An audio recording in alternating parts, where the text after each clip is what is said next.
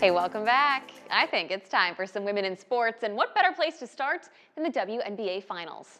Game 1 between the New York Liberty and the Minnesota Lynx tipped off on Thursday, and from the beginning, this one looked like it was all New York. But after trailing by nearly 20 points in the first half, the Lynx came back on the road in the final 5 minutes. A 4-point play in the final seconds by Courtney Williams helped send this game into overtime, and this ultimately went to Minnesota, 95-93 after a game-winning jumper by your Defensive Player of the Year, Napheesa Collier. Not only was this the largest comeback in WNBA Finals history, it also brought in 1.1 million viewers, making it the most watched Game 1 of the W's Finals ever. But then we go to Game 2 on Sunday night. Once again, New York was out front early on, and while the Lynx did come back in the fourth quarter to make it a 2-point game, this one had a different ending. It was the Liberty that would walk away with this one, 80-66. The next 2 games will now be in Minnesota in this best-of-5 series, and that tips off at 7 p.m. Central Time tomorrow night. And as the W season comes to an end, playoffs are just starting to ramp up in the NWSL. But before I get to that, we have to talk about the Orlando Pride. The previously unthinkable happened on Friday. The Orlando Pride lost to the Portland Thorns. Before this, the Pride had not lost a game since October 2023. That is 24 straight games without a loss. Still, don't feel too bad for the Pride. They are fresh off winning the 2024 NWSL Shield and will be the team to beat heading into playoffs. And speaking of playoffs, the NWSL regular season wraps up on November 3rd. 8 of the league's 14 teams will make it to the postseason, and right now that's looking like these 8, led by the Orlando Pride, Washington Spirit, Gotham FC, and the KC Current. And this weekend, one player on the Kansas City Current cemented her spot in history.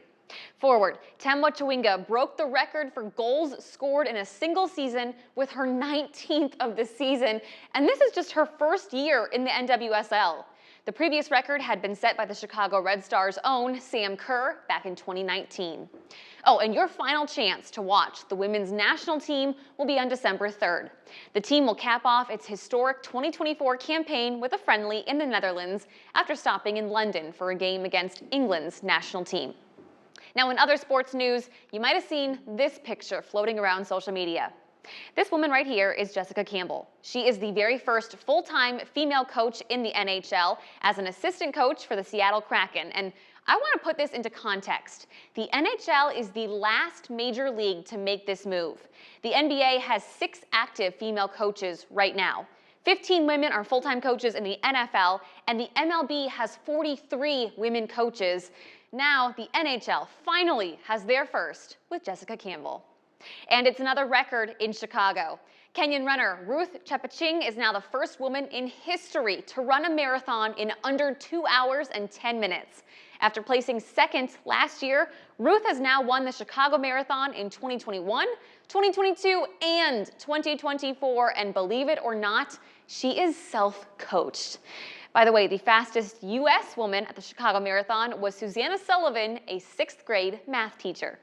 And finally tonight, we only have one local lady on this week's Midwestern Technical Institute Score Standout list. Jenna Copeland, the senior from Sherrard, recorded her 1,000th career assist in a win over the Abington Avon Tornadoes on Thursday. That'll earn her a spot as an MTI nominee. And of course, you can vote for her or any of this week's Score Standout nominees by visiting WQAD.com. The poll will be on the sports page and the score page, and you have until tomorrow at noon to cast your vote. Each week's winner is featured on Off the Cuff. And that'll do it for this week's edition of Women in Sports.